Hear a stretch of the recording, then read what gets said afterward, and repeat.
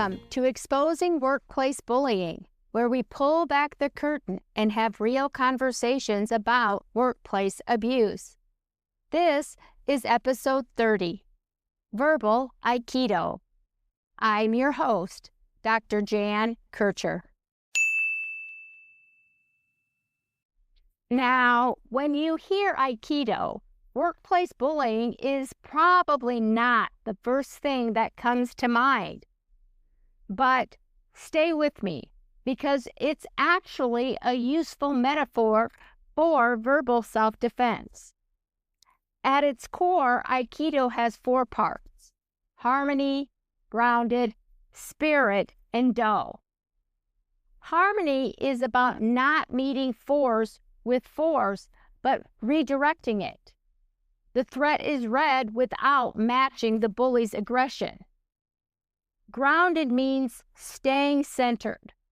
When a bully tries to throw something off balance, steadiness and control prevent getting pulled into their chaos.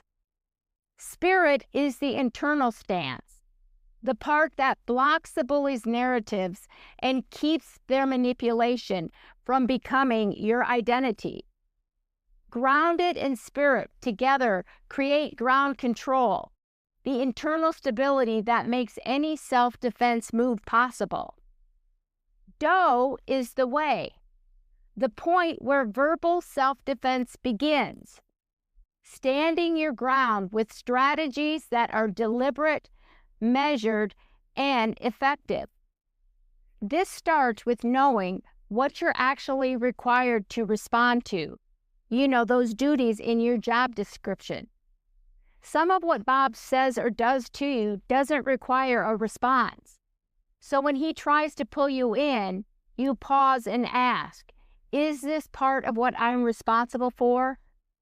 If yes, handle it, but never do anything that jeopardizes you. If the answer is no, then the choice is also yours. Do what you think is best. Now, it's tempting to go after Bob every time he comes after you. And in fact, many experts will tell people to do just that. I listened to that advice for years, and all it ever did was make things worse. And I've got the scars to show for it. But verbal self-defense is not engaging every time your bully throws out a hook. You're not jumping at every comment, every provocation, or every attempt to pull you in. That's exactly what Bob wants, to control the interaction. But you're not playing his game anymore. You step in when it's required, and you do it with intention to reduce the harm to you, period, full stop. So when it comes to verbal bullying, how you communicate back to Bob is critical. What you say, how you say it, and your tone all matter. You want to stay calm and controlled. Keep what you say short, direct, factual, and clear. Remember, less is more. The more you say, the more verbiage you give Bob, and the more he can use later. Stay focused and direct. To quote Joe Friday from Dragnet, just the facts, ma'am. Take ownership of your communication and use I statements instead of you statements. I disagree with that. I turned my report in on time. Not, you're bullying me. You're just yelling at me. Using I statements limits how much Bob can twist, weaponize, or use to escalate the bullying. And finally, pay attention to your nonverbal communication. Your facial expression, your posture, your hands, keep them as neutral as possible. That helps you stay more in control and gives Bob fewer clues about whether he's getting to you. But good communication skills alone are not enough to stop bully culture, or even stop your bully. If they were, we would have solved this a long time ago. The reality is, most of you already know that. But when bullying becomes the norm, they're often the first to go. That's why you have to come back to them. Those skills are critical because they are the foundation of any verbal self-defense move you use. They become far more effective when they're paired with ground control. Staying grounded, aware, and intentional in how you respond. This really matters when the pressure increases. When that happens, and you know it will, you don't match that escalation. You don't snap back, you stay in control. Verbal self-defense starts with figuring out what you need to get out of that interaction and choosing a response or move that protects you while you do your job. That means noticing what's happening, assessing the risk, and choosing a response that fits. So, what do you do? When Bob's bullying increases, and you know it will, you don't match that escalation. You don't snap back. You stay in control. Verbal self-defense starts with figuring out what you need to get out of that interaction, and then choosing a response that protects you while you do your job. That means noticing what's happening, assessing the risk, and using a move that fits the situation. Let's say you're in a budget meeting. Bob has been taking digs at you the whole time. Brian and Betty are going along with it to keep themselves in good standing with Bob. Up to this point, you've been staying grounded and letting the insults roll off. But you know you're up next to present your report, and the bullying will likely get worse. You have to decide what matters most in this moment and what verbal defense strategy is most likely to get you there. Your priorities are avoiding escalation and finishing your report. That's actually pretty ambitious because no single move is going to get you there. But you start with silence. When Bob begins rapid-firing questions about your budget, you don't jump in right away. You're not just standing there, you're choosing silence, which is always a good place to start. It gives you space to think and decide what to do next. But it's harder than it sounds.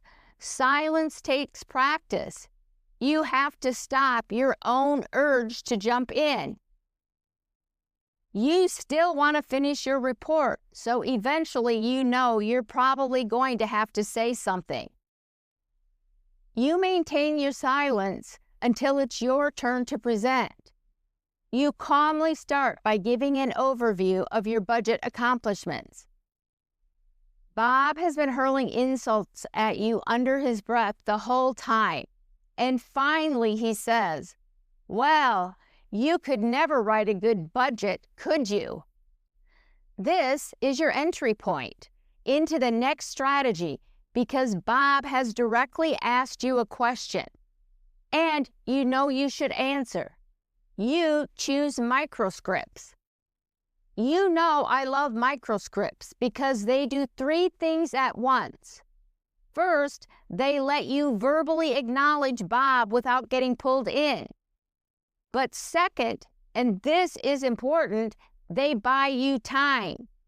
Time to reground yourself if needed, time to assess the threat, and time to decide what strategy comes next. Thirdly, they give Bob almost nothing to work with, so you pull out a classic microscript. "That's interesting, Bob." But the microscript doesn't have the impact you want, and Bob escalates. "You don't just suck at budgets, you're the queen of bad budgets. Maybe we need to increase how we train people to do budgets around here." So you repeat the microscript. Interesting, Bob. You're using the broken record move. You just keep repeating what you said, no matter what Bob throws at you. Honestly, you and Bob could probably keep repeating this cycle for a long time, but you want to get out of the meeting. It's going long and you still need to finish your report. So, you pull out another move. You pick one of my favorites, the sandwich move. This is where you start with something neutral, or even a little bit kind, then say what you need to say and close the same way you opened. And listen, I know this isn't what most people recommend when it comes to dealing with people who are bullied, but in my experience, it works. I successfully used it over and over again when I was being bullied. Here's why it's so effective. First, you maintain credibility and professionalism. You stay above the fray. That's always the stronger position. Because if you sink to Bob's level, it gives him justification and more room to continue the abuse. Second, starting neutral or even slightly positive changes the tone of the interaction right away. It takes some of the edge out of it. Bob is looking for something he can react to. Pushback, emotion, a visible shift. When that doesn't happen, it disrupts his footing, and now he has to adjust. Third, the neutral language acts like a cushion. You're placing the harder statement between two calmer ones, which can make it easier for the message to land without immediately escalating the interaction. That's how you come out ahead strategically, with more control over the interaction. Let's clarify what I mean by a neutral statement. You are not giving Bob compliments that aren't true. And you're not doing that with Betty or Brian either. That isn't authentic. And honestly, it wouldn't land the way it needs to. Most of the time when I use neutral language, it was actually just a microscript combined with something they had just said. I might say, Bob, I actually think you brought up an interesting point there about training, and it probably deserves more discussion. But right now, I need to finish my report, which is what I'm going to do. But the training idea, definitely interesting. What I'm doing there is acknowledging Bob without feeding into the bullying, redirecting back to work, and staying grounded while doing it. Without missing a beat, I would start giving my budget report. The condensed version, of course. Once I finished, I'd pull out a disengagement strategy and I'd say, I think we've covered the agenda, so we're all set to wrap up. Right, Bob? But the pressure is on him. The meeting has already run long. The room is tense. And if he keeps pushing it, he risks looking bad in front of everyone. But the reality is not always going to work out this cleanly, or even how you plan. Bully culture is unpredictable. People interrupt. They escalate. What starts as a discussion about work can quickly turn into attacks against you personally. And all of it's happening while you're still trying to function and do your job. That's why verbal self-defense is not about memorizing one perfect response. It's about layering your responses and using different strategies together, depending on the situation, the people involved, and the level of risk in the interaction. Just like we did in the example, silence, microscripts, the broken record method, and then the sandwich method. Different strategies serving different purposes at different points in the bullying interaction. You can't rely on just a few basic moves like silence or microscripts, because bullying doesn't stay simple. As it escalates, your moves have to evolve with it. You should build your own arsenal of verbal self-defense strategies so when you need more direct and confrontational approaches, you have them to use. We really only covered a few here. There are so many more verbal self-defense moves and strategies that change the way you respond to bullying, immediately and decisively.